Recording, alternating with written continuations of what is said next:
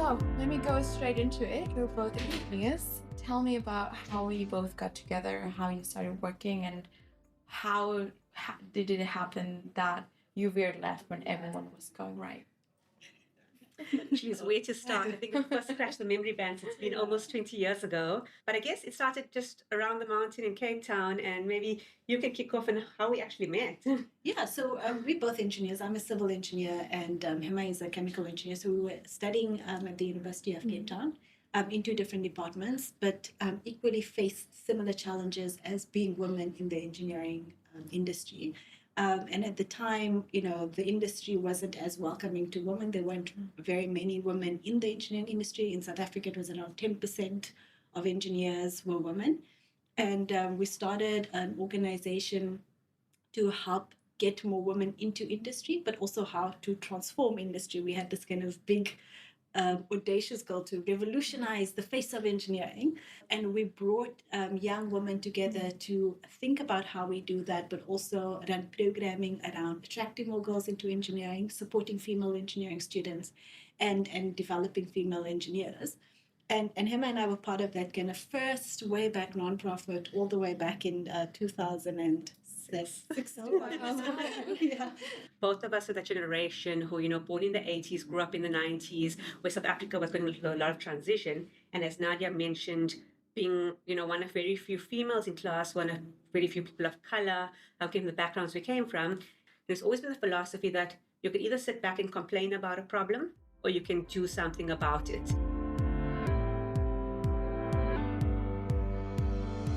So in 2012, 2013, when I came back to South Africa, and Naadiya and I had this shared experience, we talked about, at this point, we had gone from students into practicing into industry. And we're like, wait a minute, there must be more to what we're doing.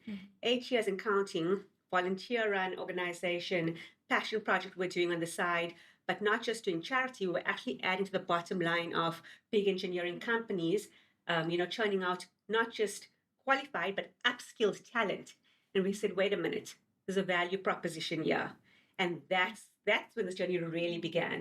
Yeah, and that kind of birthed WomHub. And really it was a response to how do we, one, support our clients in developing engineering talent, and specifically diverse and female engineering talent around the world. And we've worked in 30 countries around the world, supporting some of the largest engineering industries in terms of their talent pipelines. And how do we also support female entrepreneurs? And so if every time we've transitioned in our personal journeys, we've created programming and businesses to support those transitions. So it started out as us engineers and requiring support in creating programs because there wasn't any, to us becoming entrepreneurs, creating support because there wasn't any. And so WomHub runs incubators and accelerators to support female founders in STEM, so science, technology, engineering, mining, and manufacturing. And then, as we were growing and required capital, nobody would fund us, nobody would invest in us, and the challenge around raising capital, working capital, investment was and still is a challenge for women, especially women of color. And we were so frustrated, we actually wanted to start a bank.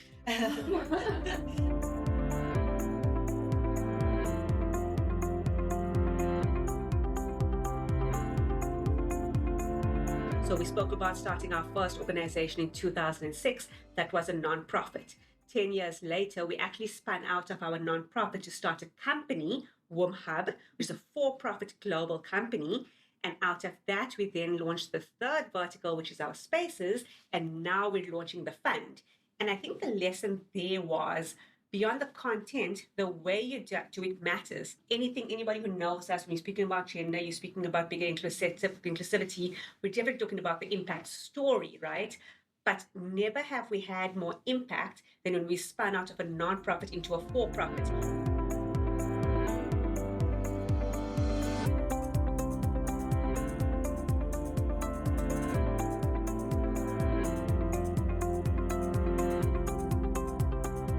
So you both started as very young women in university, and going into a male-dominated field and going against mistreatment that you both have experienced, that takes a lot of courage and confidence.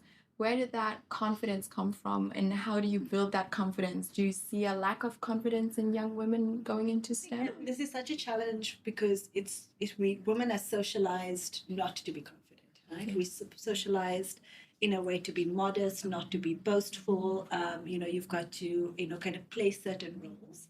And so for us to be going into a world where we literally fundamentally breaking those roles, and we coined a term at WomHub called Own Your Awesome. And it was, how do we get women to rethink the awesomeness that they bring into every space?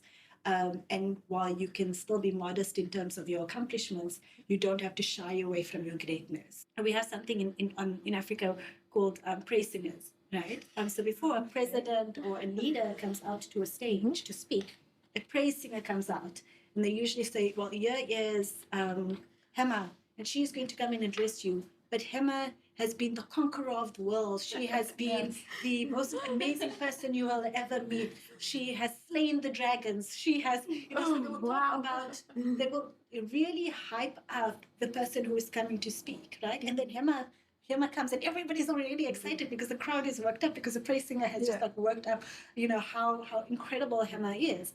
And I think that's what we have, right? I am her biggest praise singer. She really is.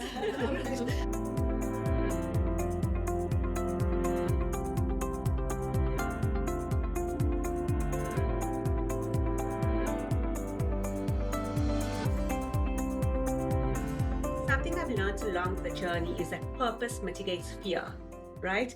So as much as I am so scared, I was scared when we started our first organization. I was scared when I quit my job. I was scared when we were literally at rock bottom and our clients weren't paying us and we were not sure how we would pay our next bills. And I've been scared completely along the journey. So confidence doesn't mean not being scared. But because of the purpose, I knew very clearly why we're doing this. What gets you out of bed?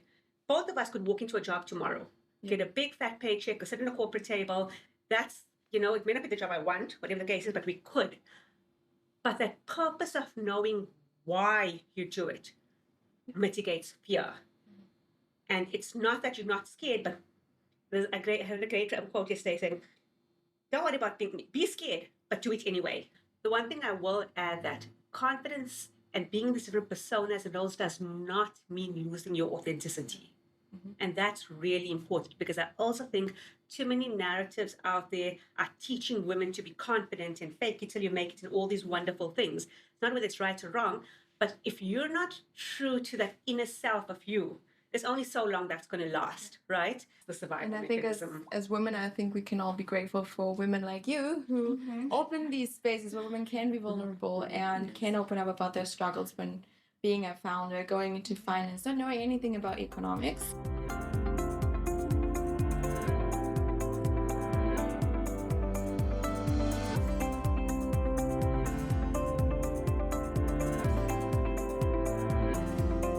So you mentioned that a big change or a big milestone for you was being able to switch from a non-profit to a for-profit. And I would like to talk a little bit more about why that happened.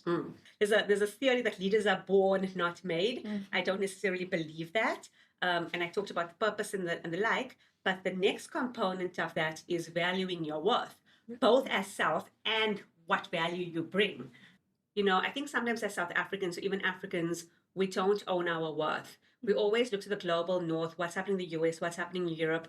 And I actually realized that if we looked at the stats, if we looked at the environments, in many ways in this gender engineering bigger landscape, we're actually doing a little bit here.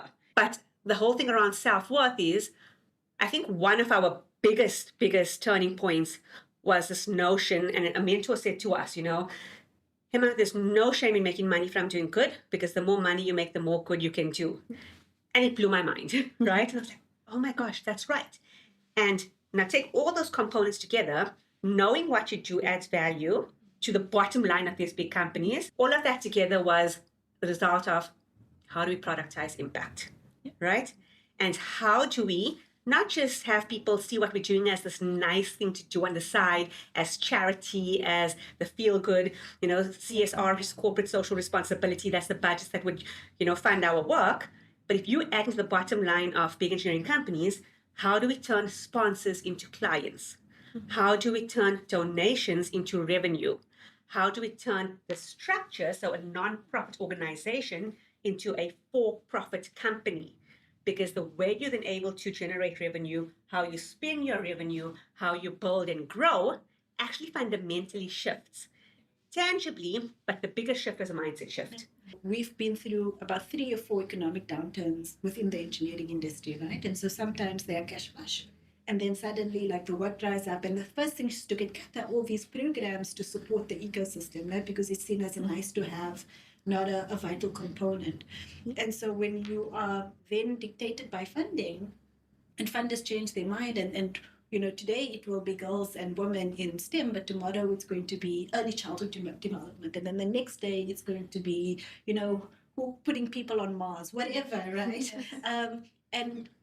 It means that you don't have the consistency around funding. But the second thing is that, when you're at the coalface of the challenge, right? And so, and I always say this, a lot of the time funders have an idea of what they'd like to support, right? And I always say, it's trying to eat soup, right? And we know that if you go to a restaurant, if you want to eat soup, you've got to eat it with a spoon, right? But actually, funders think that they need a fork, right? And so you spend so much time telling them, no, the fork won't work, right? Yeah. But all they want is the fork because that's actually part of their mandate, and they're ticking some of the boxes for their foundation, and for for whatever their vision is. But we know that the fork is not going to work, and they're going to spend lots of time, energy, and effort eating that soup, right? And when you're a for-profit company, you can actually sell the spoons so that everybody eats the soup, right? We always talk about eating soup because we've seen so much money and spend on the continent into aid, which actually has never actually worked, right? Because again, trying to eat soup with a fork. And so when you're a for-profit company, you're able to dictate the terms. But what we've done is the money that we made, the extra money, of the profit that we made was actually plowed back into programs that we knew would build the long-term pipeline. So some of the things that are too early for funders, because they need quick wins, they need now, right? They need impact now. And we're going, yes, within the engineering industry, if you think about a life cycle of an engineer, for example, and even in the tech industry, you need to be able to get a girl, in high school, in primary school, to create awareness around STEM careers and that early building. Nobody's interested. Everybody's like, can we make engineers and can we make them now? Yeah. Can we make entrepreneurs, and we want investable female entrepreneurs in rural Africa making billions so we can invest in now. It's like build a bear. Yeah, exactly. Build your engineer. Exactly, right? Engineer. They say, the best time to plant a tree was 20 years ago. The second best is now. And we, 20 years ago, were planting the trees and the seeds for the trees specifically to support women, both as engineers and as entrepreneurs. And now, 20 years later, we're able to actually see, those women who we inspired at a high school level become engineers, those women who were engineers on our programs becoming entrepreneurs and investing companies. So it takes a long time, and it takes patience to be able to completely transform a system, an ecosystem. And we had that.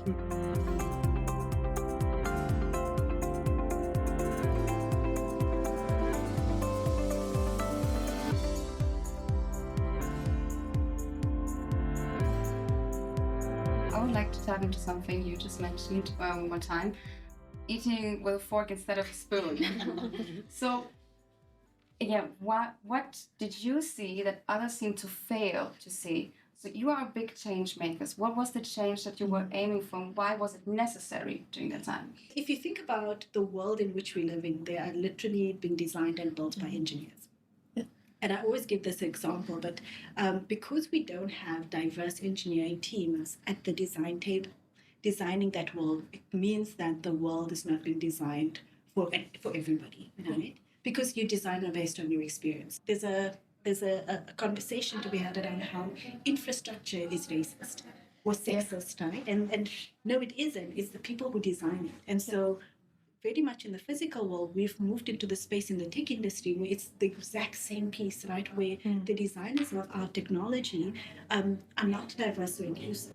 And that's why we are so passionate about the diversity and inclusion of the entire industry, because we need to think about how do we create a more inclusive world. And when I think about the SDGs, because those are goals that we as society have come together and said that's what we're working towards.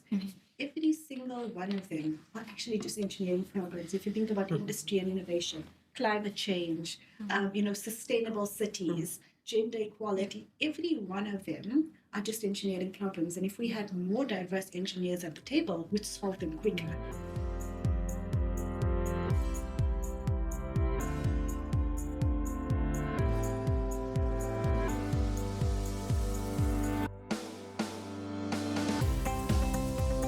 I'm sure when people hear finally like, oh, Wall Street and it's fancy and everything, but I think a few people would be familiar with that you have to talk to investors and that you have to get money, you have to raise money.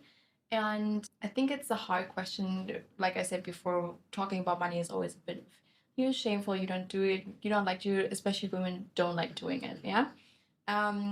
So how does it feel negotiating with investors about investments that they want to do, and how do you overcome roadblocks, especially when it comes to gender? Once again, we were solving problems that we ourselves directly faced. As Naadiya mentioned, when we pivoted from the non-profit to the for-profit, we really tried to raise capital, but nobody would invest in us. Now that we're thriving, everybody wants to invest. We're okay for now. So we've been there in terms of that, but also seeing that, the numbers are there. I think anybody who has, not lived in a cave anytime recently knows that less than 2% of funding globally goes to female founders or even diverse teams. So that number is not great either. When you think of the fund, so 535 Ventures, our mandate is fourfold, right? To invest in Pan-African, female-focused, tech-enabled businesses at a seed stage. So even being really clear about what we want to invest in, pretty much describing ourselves a couple of years ago, because we know and we understand founders who look and sound like us. The only way we can overcome the obstacle of, not enough women being funded is getting more women at investment decision-making tables. So, to be transparent, I'm an investor into the fund, right? And I never knew that was even possible, right? Because I was just like, venture capital. Okay, it sounds so big. It sounds so difficult, and just. I'm not a fund manager, right? And just because I'm not a fund manager doesn't mean I can't be an investor into a venture capital fund. But for me, what was really interesting, and Emma touched on the personal legacy piece, but it was around how is it that we do educate women, younger women. This isn't something for, you've got to be old and great to be able to become an investor. How do we support young women to actually think right now about what is the legacy and the financial legacy we want to leave behind?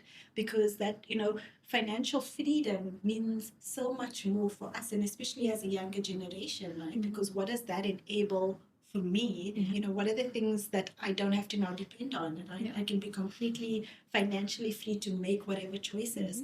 But also, and Bella, your question was around overcoming obstacles, right? Yeah. So if you need to get to the other side of the river and you keep crossing at the same path and it doesn't work, the definition of insanity is, trying to do the same thing and expect a different result. Yeah.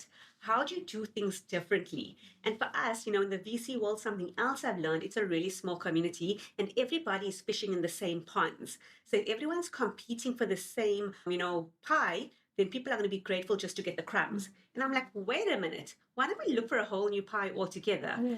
As we talked about engineers, as we talked about entrepreneurs, even with investors, women are such a huge untapped resource. And the 35er Club for us was a way of doing this. We've carved out a special allocation that allows women investors and first-time into Africa investors to come in at significantly lower barriers. And that's honestly how we raised our first $1 to $2 million. Giving people the chance to change the whole narrative about women in finance, women in STEM. And can I just add one more thing? Because I think you're right. Women in finance, women in STEM, but I can't emphasize enough that men have to be part of this conversation. Yeah. One thing I don't want to, we've worked in this space for 2 decades, and yes, even in our name, the WomHub group of companies, 535 Ventures, all our data, the litmus test is to get more women participating in economic activity. That cannot happen if it's a woman's problem only. Yeah. It's not only a woman's problem, but it's not only a woman's opportunity, again. And I think I look at the male advocates, the people who get this, And you don't have to be a father of daughters. I think that's definitely a catalyst, but you don't have to be. Yeah. And I think as we talk about the gender conversation, balance works both ways.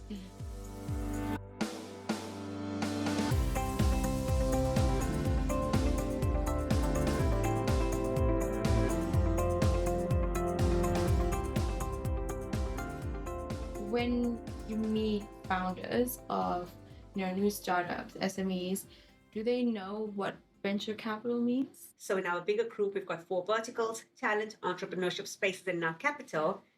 And honestly, so Naadiya leads largely on entrepreneurship work, and that works with really early stage companies. So the short answer to that question is, early stage, absolutely not, right? Venture capital is painted as this really sexy thing that everybody's going after, and go for venture capital money. Even as a venture capitalist, I will tell you to not take VC money unless you have to, in the sense that VC money can be catalytic. It can accelerate your growth in phenomenal ways. But it's for a specific type of company, for a specific type of growth. It brings with it different nuances, have a value-added investor who can not just add capital, but help you in other ways.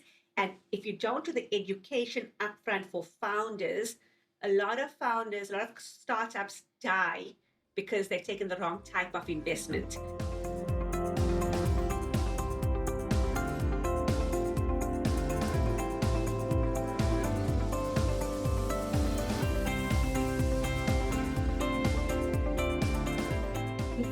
Also sounds like that's saying or learning how to say no to partners and investors is a very important part. We have lots of stories about Yeah. We learned the hard way that no is a sentence. And it is a transformative word. And no, but jokes aside, it's exactly that.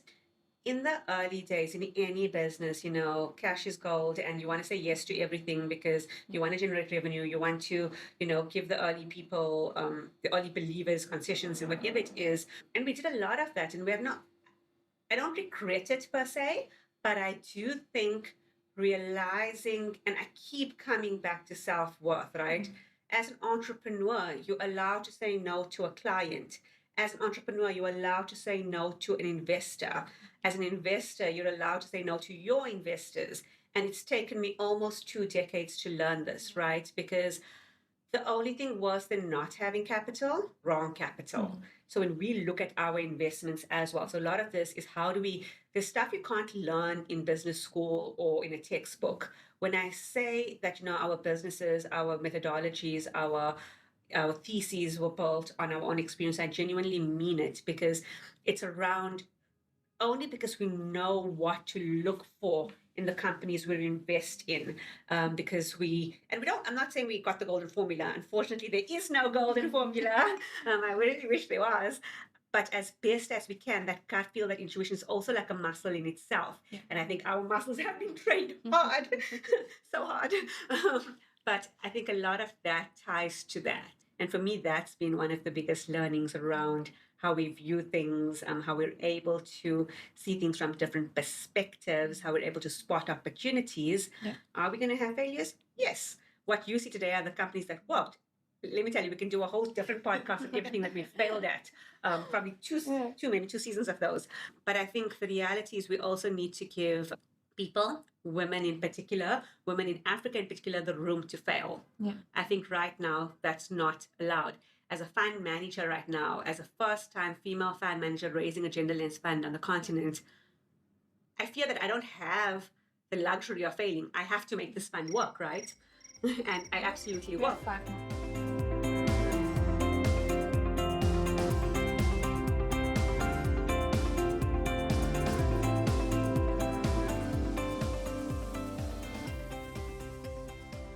What is one thing in particular you'd like to share with female founders? What is one thing they have to take on their journey that you learned on your way? The thing that I've learned is not to take the rejection personally. Right. So 2 things: that it's not personal. It's not a reflection of our work. It's not a reflection of the quality that we bring. It's just, somebody said, believe the no, but not the why. Right? So they said no, and they'll tell you, we had too many applications or whatever, right? Whatever the reason is, don't believe it. Just say it was a no and move on. And to be able to kind of build that muscle memory and resilience is super important, right? Because throughout your life, you are going to get rejected all the time for different reasons. You just got to keep moving. Yeah. The same thing I said about investors. The only thing worse than not having a co-founder is having the wrong co-founder.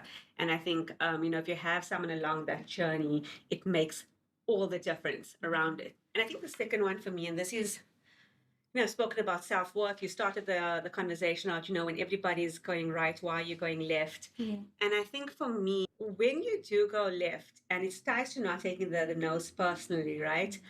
It's around not just why you're doing it, not just who you're doing it with, what you're doing it for. We talked about personal legacy and the like, but how do you build organizations, products, and that to exist beyond you, right?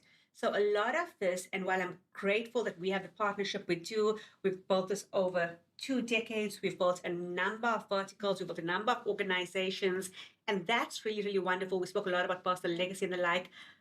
And as much as we're a big part of this, we are not this.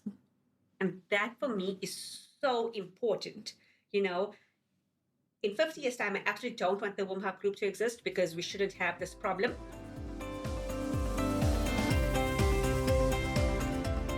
You both are, and your partnership are the best example for something that you mentioned.